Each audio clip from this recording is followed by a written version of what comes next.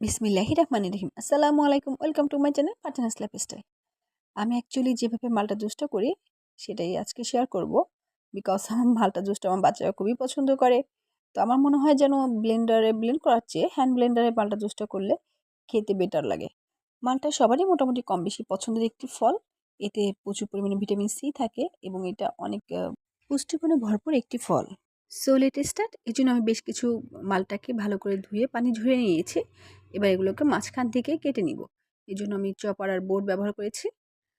আমি সবগুলো মালটা সেমভাবে কেটে নিব।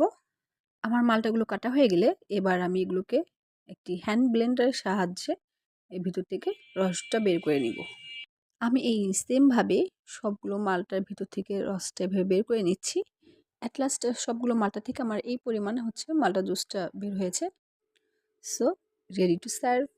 কত ইজি প্রসেসে একটি স্বাস্থ্যকর জুস বাসায় বানিয়ে নিলাম। কেমন লাগলো ভিডিওটি অবশ্যই কমেন্টে জানাবেন। ভালো থাকবেন। আল্লাহ হাফেজ।